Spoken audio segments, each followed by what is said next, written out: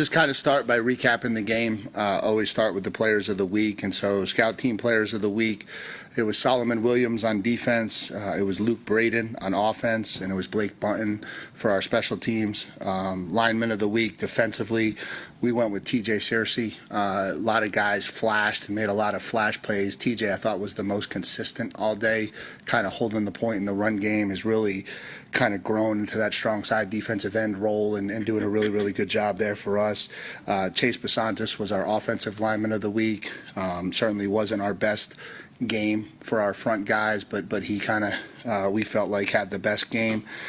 Players of the week, Casey Concepcion and Ashton Bethel-Roman kind of split it on offense. It's the first time we've had back to 200-yard receivers in a game since I think it was 2016. So it was exciting to see that, to see the production we could get through the air. Obviously, we needed it in the second half. Defensively, it was Dalton Brooks. I thought he made a couple critical plays, maybe a little unheralded, that made the sack on the last drive when it was 2nd and 1. That knocked it back to whatever became 3rd and 10, or really kind of got them off schedule, and I think ultimately paved the way for us to end that drive and win the game. And then special teams player of the week was Tyler White, net punt 44 yards, did a much better job punting the football, and so that was good to see. Recapping the game, I think it was a little bit of what we talked about in the post game. I think we started okay. I think if you look at the start of the game, the first 2 drives, it was kind of a little bit back and forth. And then we had the turnover for the touchdown. And I think from the turnover to the half was probably the worst football we've played in my tenure here, going all the way back probably as a defensive coordinator too. And I think we were panicking. I think we were pressing. I think we were trying so hard to make things right that we just were making things worse. We just couldn't seem to get back into any type of rhythm. Either side of the ball had opportunities. We forced a turnover. We couldn't convert.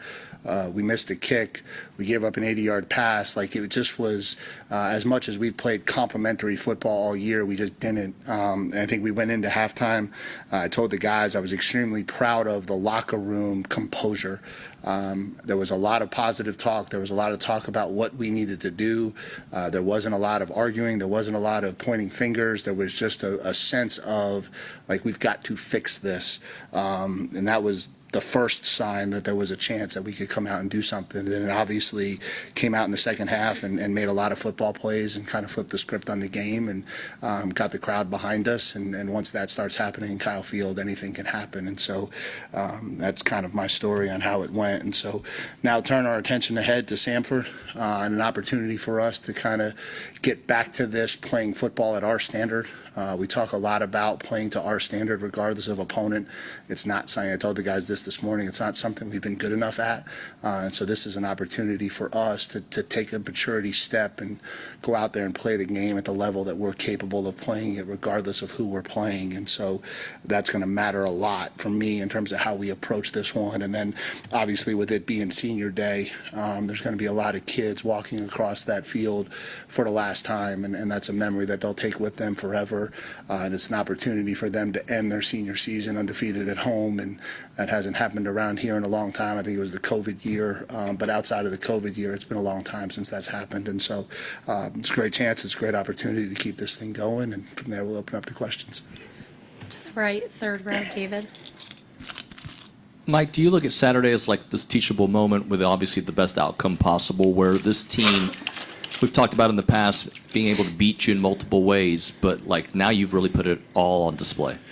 Yeah, and I think this is probably something that needs to be said about it too, because you can think back to a lot of our recent seasons, and you can point at games that we lost that, had we won, would have completely changed the script on the season, right? Whether that was, last year against Auburn, or last year against Notre Dame, where we had chances in the 4th quarter and we didn't get the job done, and that ultimately was the reason why it was not as successful a season, right? I think if you look around, the thing that makes seasons successful is your ability to make those plays in those moments to win football games. And I think that's what this team is doing.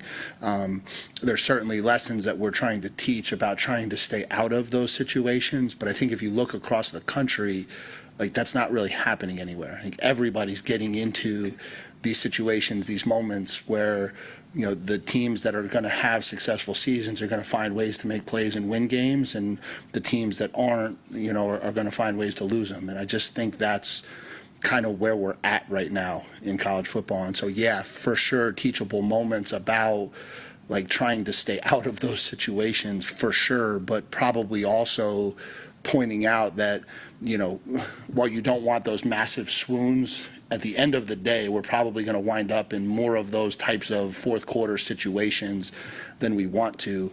And the resiliency to continue to find ways to win games is ultimately going to be what defines success in this program as we move forward. To the left, fourth row, Rob. Howdy, Coach. Howdy. So when you look back at the tape and you watch Cassius Howell's play, I mean, you guys are doing an amazing job of not letting them know what he's going to do. Is he going to come around the end? Is he going to drop back? Just talk about his performance. Yeah, so let's not give us any credit for that. That's him. Like that play he made at the end of the game to win that football game, that is an elite level play, right? And obviously we dropped him, and that was the scheme. But there's a lot of people that drop that guy in that spot, and he doesn't make that play. And so that's just unbelievable awareness, unbelievable feel to close space and close the gap on the quarterback before he could get going, and then an unbelievable feel to not yank the horse collar as he was kind of getting his hand around it. And so just, you know, great players can find ways to help you win football games, and he certainly did that for us on Saturday. Front right. Mike, how long had the contract been in the works, and how much did that mean to you to kind of get that done and everything that was in it?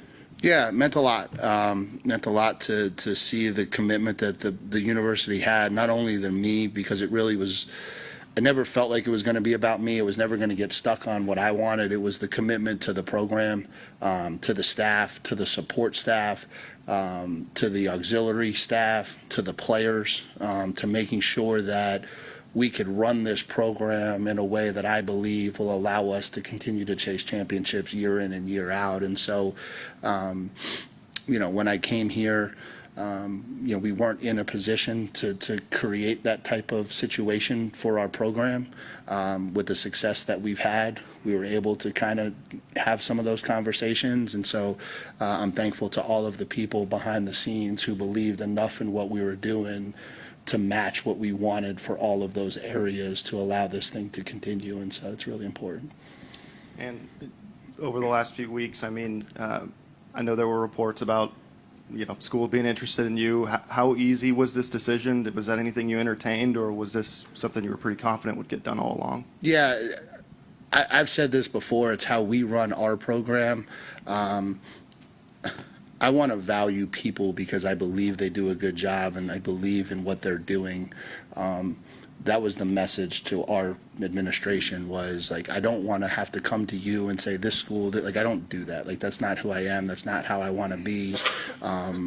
If you believe in this program and you believe in what we're doing, this is what we believe that belief should look like. And I think everybody just kind of agreed. I don't think there was much back and forth. And once we knew the university and the athletic department was willing to commit to the program the way they were, we were never going anywhere. Front. We'll stay to the right. Travis. Yeah, Coach, on the same thing, you kind of touched on it, but the as it said, part of that is extended pool for your sports staff, for your assistants. How important is that to make sure that as you increase in value, that their value increases as well? Yeah, it's critical. It's absolutely critical. I think one of the biggest things that we were able to get done was a bonus structure for the assistants that kind of married something similar to the bonus structure that I had. I thought one of the things that was not right was the bonus structure that I was going to receive had we qualified for the playoffs that was not on par with what the assistants, and certainly I'm no more valuable to this thing than they are. And so we were able to get that done immediately, and so that'll go in effect immediately. And so that, you know, if this thing continues and we wind up getting rewarded with a playoff berth, those coaches who were a huge part of it will get rewarded at a very similar level, and that was really important to me. And how do you evaluate where the place kicking is right now? And is Jared Zirkle back to full health? Yeah, Jared's back to full health. Randy's still our guy. We still have confidence in Randy. Obviously, 2 big misses on Saturday, and those are things that we've got to try to get fixed. He had gone through a 3 or 4 week spell where we had not missed a kick, and so felt like we had gotten into a better rhythm from where we were in the beginning of the year. And then those misses kind of came out of nowhere a little bit in the recent form, and so we'll continue to evaluate it and try to get back into a position and kind of see where it's at. But right now, Randy's our guy moving forward. We'll go all the way in the back, Tyler. Yeah, Mike, you talked about this Saturday being an opportunity for kind of get back, play to your standard. With knowing what's ahead, kind of how do you get your team focused for Saturday? Well, I guess what challenges does that present, and then what do you want to see out of them with your final home game here? Yeah, I mean, hopefully at this point it doesn't present a lot of challenges. Hopefully at this point, with as close as we came on Saturday to letting this all go in another direction, we understand how important it is to come out of that locker room every single Saturday with the right frame of mind to compete and play. And then I think the message is simple. You're going to remember the last game you play in Kyle Field forever, and this is the last game we're guaranteed to play in Kyle Field. And so let's go out and do it the right way, and let's make sure it reflects who we are as a program and all the work that we've put in this thing to be successful. To the left, second row, Alex. You mentioned how it's senior day. For the group of guys that have been here the whole 4 years, came in a very heralded group, and it's a pretty small group now. Just what stood out to you about the small bunch that has stuck it out here and is going to be playing their last game here? Yeah, it's funny because you're right. There's not a ton of them left. There's probably a bigger mix of guys from the 21 class.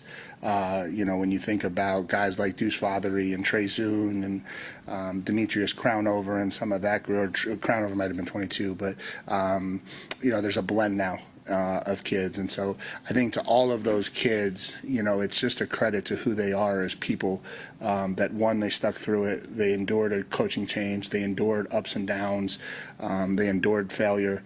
And they believed in what this new staff was preaching, not only to be a part of it, but also to kind of be the group that spearheaded this revival a little bit from a culture standpoint. And so it's a special group. It'll be a special group to me for as long as I'm the head football coach here. And, I just appreciate everything that they stand for and everything that they represent.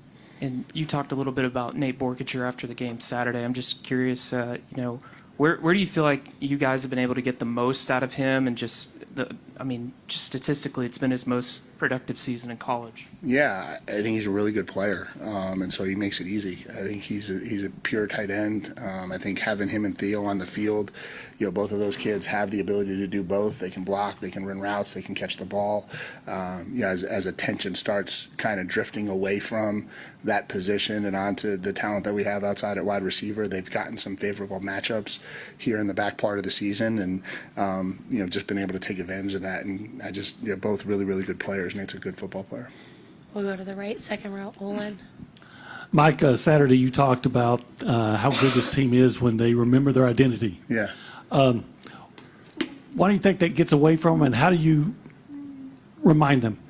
Yeah, it's hard. You're dealing with 18 to 21-year-olds. They're not by nature the most consistent group on the planet. That's not just Texas A&M football players. That's just 18 to 21-year-olds everywhere. And there's a lot of noise that goes into this thing. And when you start having success, you got to make sure that you understand the process it takes to continue to have success, and it's really, really important. And our process is we're a blue-collar group, we're a physical group, we play really hard, we lay it out there with a ton of energy and a ton of emotion, and if we ever walk away from that blueprint, it's going to be very hard for us to have success. That's just who we are at our core. And so, again, I think when you talk about getting away from it, I just think that's happening more and more across the board, and I'm not giving them an out, and I'm not making an excuse for it, but I just think it's becoming more and more the norm across the sport of football, not even college football. You're seeing it week in and week out, and so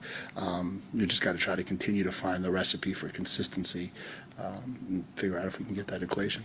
I wanted to ask your opinion on what you think after you look at Marcel's performance as a whole. So in your opinion, how do you think Heisman voters should react to what they saw from him? Yeah, he threw for 439 yards and 3 touchdowns.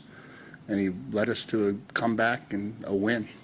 I think that probably should hold a lot of stock with Heisman voters, I would hope. I think he has elevated himself week in and week out. I think when we've needed him to step up and make plays to win football games, he's done it. You know, there's been a lot made of some other people across the country when they've had opportunities to step up and make plays, and they were rewarded for it. I'd like to see our quarterback rewarded for it the same way. He certainly threw for an awful lot of yards to bring us back and lead us to that victory. All the way in the back, Donna.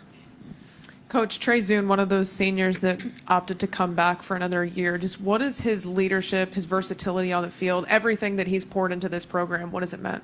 Oh gosh, how long you got? I mean, he's what you want an Aggie to be. You know, for him to come back again, be a captain again, for him to be as consistent as he is, as tough as he is. He plays through pain, he plays through injury, he'll play through anything.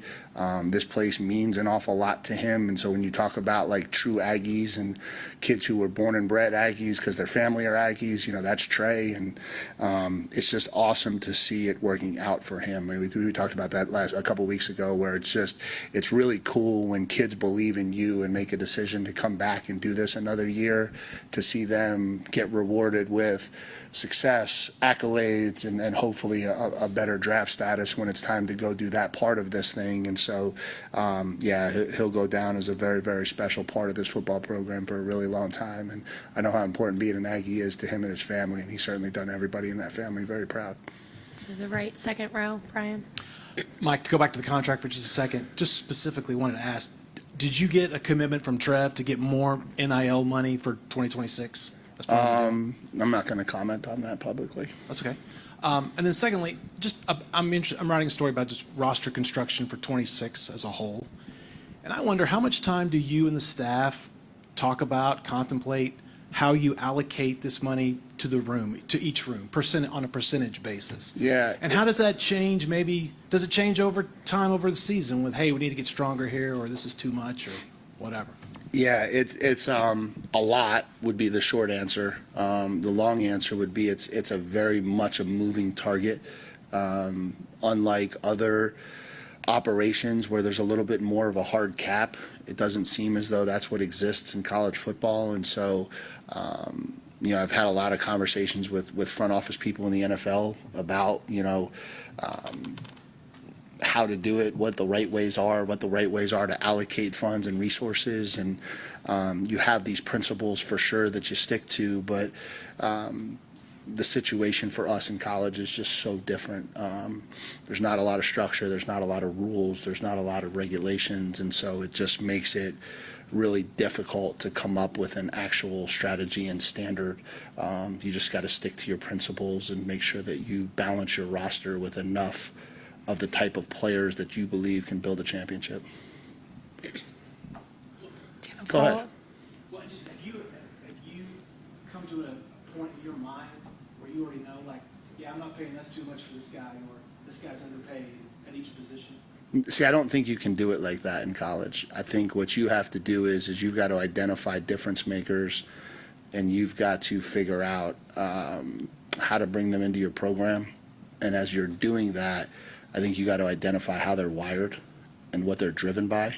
And I think that impacts kind of where you're willing to go for certain players and how much they're actually really worth as you go through the process with them. To the left, third row, Matthew. Coach, with your new contract, do you think you could have predicted this level of success in your field when you first started coaching at Stony Brook? So I've said this to a couple families in recruiting. So when I was at GA at Stony Brook, they were redoing the stadium, and so we were in trailers. That was our office. So we were in a trailer, and because I was the GA, my desk happened to be right next to the bathroom. And so as I was sitting at that desk next to the bathroom, no, I did not envision signing an extension like I just signed or being the head football coach at Texas A&M. No, that wasn't on the radar. We'll stay that same row. There was a lot of kind of talk online from former offensive linemen about Chase Basantis' fourth quarter holding penalty on that snatch technique. What's kind of your perspective on flags being thrown on that kind of play? Yeah, I mean, it's hard. You know, They do the best they can. It's a hard job being an official. It's certainly not a rewarding one. It's a hard job. We'll stay to the left, first row, Mark. Mike, you guys started off with Trey at center and Deuce at left tackle. Seemed like a couple of series in, it switched back to the regular group. Was that something that you were planning on doing, or just the pressure that they got early made you change that group up? Probably a combination of both. I think we go into every game with a rotational plan, and then as the game unfolds, you try to find what's going to allow you to have the most levels of success. And Coach Cushing does a really good job. We discuss the original plan, and then he kind of takes it over in the in-game feel and the in-game mode, and try to do what we think is best in the moment to win us a football game. I know a couple of weeks ago you named Tyler Onidem the defensive lineman of the week and said that it goes beyond stats. Well, this time there was stats from him. And can you just talk about how he has improved, especially in rush defense since he got here? Yeah, I think he's kind of jumped out really early to us as a kid who had really good athleticism, really good twitch, was a really good fit for our system.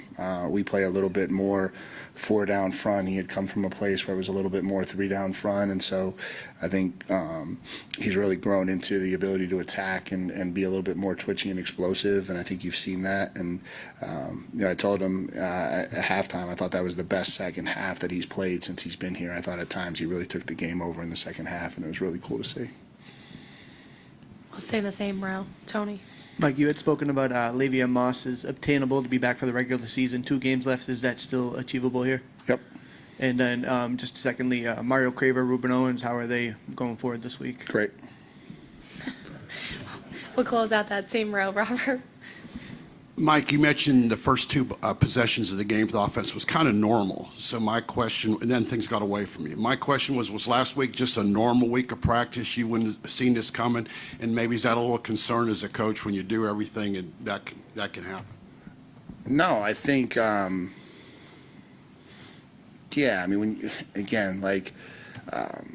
you get into the moment of the game and you're competing, things happen, and so we didn't foresee that they would cause a strip sack, fumble, and run it back for a touchdown. That we would get down 3 scores as quick as we did. Then again, to the kids' credit, they're trying so hard to get back in the game, and they're pressing, and because they're pressing, now we start dropping passes, we start forcing throws, we start getting unsettled with our feet, the ball starts sailing on us, now we're turning the football over, now defensively we're chasing things, and it just spiraled so much out of control. If we had the same week of preparation and went and played that game again, it goes to a completely different script. I don't know that you can identify or predict the script based on how practice goes. And so, no, it's not concerning. I think it's that way every week. You're going to get into the game, and for 3.5 hours, you got to try to figure out how to win a football game. And again, I always think we talk too much about style points. Not us, just in general, we talk too much about style points. And obviously I would love for us to go out there and just cruise to victory every single week. But, let's not forget, we were picked to come, 8th, 9th in the conference. We were a team that was middling around the mid-20s in the preseason rankings, high teens, mid-20s. And we talked a lot in the preseason that this was going to be a team that wasn't going to have a lot of margins, and we were going to have to find ways to go out and close the margins and win football games, and they've done that, and that's, to me, what we kind of talk about. You did a follow-up that showed you a lot of time in that first half. You seemed cool, calm, and collected. Inside, how could you could do that? Things were going so bad at times. Because that's what we owe it to them. What do you want us to do? Panic? This speech, I'm sure, will come out at halftime, and everyone thinks this is this amazing speech at halftime. It's not. We won that game 6 months ago with what we did in the winter. We didn't win that game because I went in at halftime and said something. We built a culture, we built a character, we built a commitment to doing things the way we want to do them back in January and February, and that's what came out in the second half. And it's not like, oh, I went in and I riled them up, and because I riled them up, they started playing. Like, that's not how this works. It just doesn't. And so, like, I have to be calm and collective. Like, my job is to be calm and collective when they're frantic. My job is to create intensity when they're not intense. My job is to always be opposite the moment. It's not to let the moment take me away. I'm the 48-year-old guy who's supposed to see this thing with clear eyes. They're the 18 to 21-year-old kids who get emotional. And so it's easy for me. It's easy for me to try to help them get through it as best I can. Now, again, I don't want to be in that situation. I'm not saying I do, but when you're in it, you got to try to figure your way out of it. And we were able to do that. Anything else for Coach? Great, thank Awesome. you. Thank you, guys.